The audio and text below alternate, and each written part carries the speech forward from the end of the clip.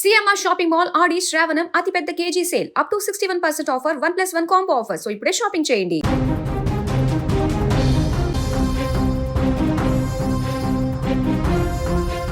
హైదరాబాద్ నగరంలో మరోసారి రోడ్డు భద్రత ప్రశ్నార్థకరమైంది. అతివేగం, నిబంధనల ఉల్లంఘన అమాయక ప్రాణాలను బలిగొంది. తాజాగా కుకట్పల్లిలో జరిగిన ఘోర రోడ్డు ప్రమాదము ఇరు కుటుంబాలలో తీవ్ర విషాదాన్ని నింపింది.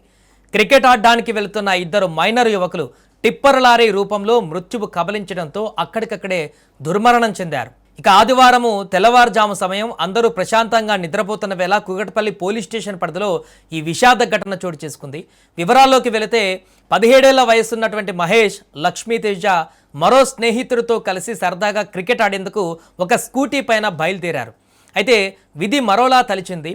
కుకట్పల్లి పోలీస్ స్టేషన్ పరిధిలోకి రాగానే వెనుక నుంచి దూసుకువచ్చిన అతి వేగవంతమైనటువంటి టిప్పర్ లారీ వీరు ప్రయాణిస్తున్న స్కూటీని వెనక నుంచి అత్యంత బలంగా ఢీకొట్టింది.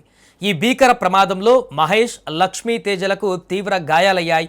తలలకు బలమైనటువంటి గాయాలు కావడంతో ఆ ఇద్దరు యువకులు క్షణాల వ్యవధిలోనే ఘటనా స్థలంలోనే ప్రాణాలు కోల్పోయారు. ఈ ప్రమాదంలో మరో యువకుడికి కూడా తీవ్ర గాయాలయ్యాయి. ప్రమాద తీవ్రతకు స్థానికులు ఒకసారిగా దిగ్భ్రాంతికి గురయ్యారు. సమాచారం అందుకున్నటువంటి వెంటనే కుకట్పల్లి పోలీసులు క్షణాల వ్యవధిలో ఘటనా స్థలానికి చేరుకున్నారు. తీవ్రంగా గాయపడిన మరో యువకుడిని హుటాహుటిన చికిత్స నిమిత్తం సమీపంలోని ఆసుపత్రికి తరలించారు. ప్రస్తుతం ఆ యువకుడికి వైద్యులు అత్యవసరమైనటువంటి చికిత్స అందిస్తున్నారు.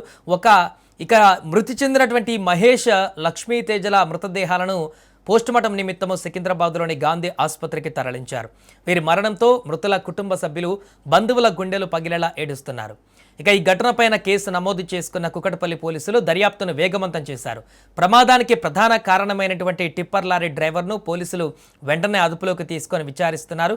డ్రైవర్ అతివేగం, నిర్లక్ష్యమే ఈ ప్రాణ నష్టానికి కారణమా లేక మరేదైనా కారణం ఉందా అనే కోణాలలో సీసీటీవీ ఫుటేజీలను ఇప్పుడు పరిశీలిస్తున్నారు. రోడ్లపైన యథేచ్ఛగా సాగుతున్న భారీ వాహనాల అతివేగం, నిబంధనల ఉల్లంఘనలపైన మరోసారి కఠిన చర్యలు తీసుకోవాల్సిన అవసరం ఎంతైనా ఉందని ఈ వాహనదారులు ప్రస్తుతం అక్కడ కోరుతున్నారు. కుకట్పల్లిలో ఇదే ప్రమాదం కొత్త కాదు. చాలా ప్రమాదాలు గతంలో జరిగాయి, జరుగుతూనే ఉన్నాయి. అయినా కూడా అక్కడ ఇలాంటి ప్రమాదాలు నిత్యం కొనసాగుతుండటంతో రోడ్డు భద్రత పైన అనేక అనుమానాలు కూడా వ్యక్తమవుతున్నటువంటి పరిస్థితి ఏర్పడింది. ఏదేమైనా ప్రస్తుతము ఇక్కడ ఇద్దరు చిన్నారులు చనిపోయినటువంటి ఘటన పట్ల అక్కడ ఉన్నటువంటి స్థానికులు, పాదాచారులు కానీ, ఆ నియర్ బై ఉన్నటువంటి దుకాణదారులు కానీ తీవ్ర భయాందోళనకు గురవుతున్నటువంటి పరిస్థితి.